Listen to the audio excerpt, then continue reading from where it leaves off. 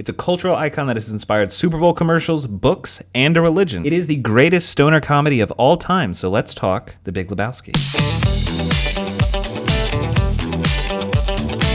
We are going to start off by admitting that this is not just one of the best Coen Brother movies, this is one of the best movies of the 90s. What makes that weird is that The Big Lebowski is totally baffling. On paper, this movie almost shouldn't even work. So, what is it about The Big Lebowski that made it the cultural force that it is? And no, it is not just the funny jokes. Well, let's dive in. Jeff Lebowski is established as one of the laziest, if not the laziest, in Los Angeles County. As the narrator puts it so brilliantly, that leaves him in the running for one of the laziest people in the world. The dude's life is turned upside down, his rug is pissed right out from under him, and from there, things get weird. We go through this vortex of a plot where these bumbling fools can't make heads or tails of anything, and whenever they do, it's almost by accident. Everywhere that the dude goes, it's almost like he shouldn't even really be there. The dude's almost like Forrest Gump. He's not even really participating in the plot. The plot's almost like happening to him. What's weird about The Big Lebowski is that whole sections of the movie feel like they don't lead anywhere, yet the ending ties things together in a way that feels very logical. Take Larry, for instance. Did Larry actually steal that car? We have no idea, really. But it's brought up constantly. You would think that would matter, but it doesn't. It almost feels natural that we don't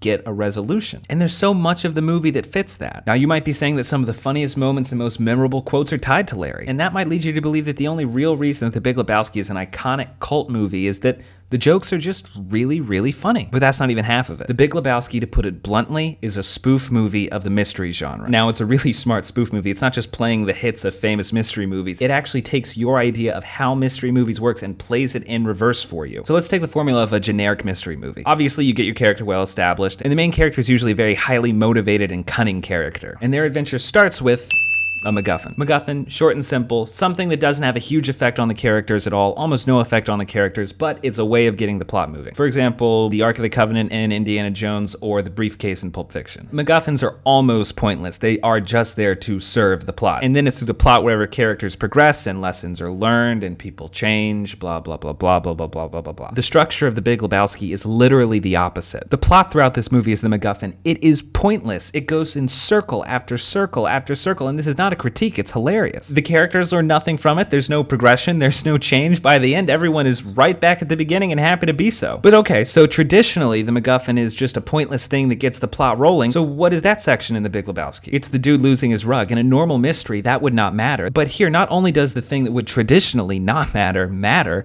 it is the thing that defines the dude, his lifestyle, and his worldview. And you know it too. Anytime you've ever tried to summarize The Big Lebowski to anyone, you say it's about a dude that's trying to get back his rug. That all points to the most spectacular thing about The Big Lebowski, and honestly, I cannot think of any other movie that has ever done this. If you can think of one, leave it in the comments. The character of the dude never changes. Not only does he never change, he never even has a motivation or need to change. Like, that's pivotal for any kind of character of any kind of story. The idea of a main character that has no cause to change and doesn't, even when put through conflict, is hilarious, and it works because all of the comedy in this movie mirrors that same premise. The character of the dude is almost a spoof of what it actually means to be a character. That's brilliant. You either think that The Big Lebowski is hilarious or you really, really don't like it, and I know that there are people that really, really do not like The Big Lebowski. From what I've heard people point out in some of the reviews that I've read that have said the one-note persona of the dude and the lack of an evolution of his character leaves you feeling hollow. I can understand where that critique comes from. I think it's a symptom of bringing a certain kind of expectation to the movie. I do think you have to think of this more as a spoof of a particular type of genre to go with it, and that is why The Big Lebowski is a cultural icon. Jeffrey Lebowski spends the whole movie trying to get things back to the way they were in the beginning, and in the end, he does. There is no change, there is no lesson. Ordinarily, whenever a character doesn't change in a movie, that is a damning critique. But here,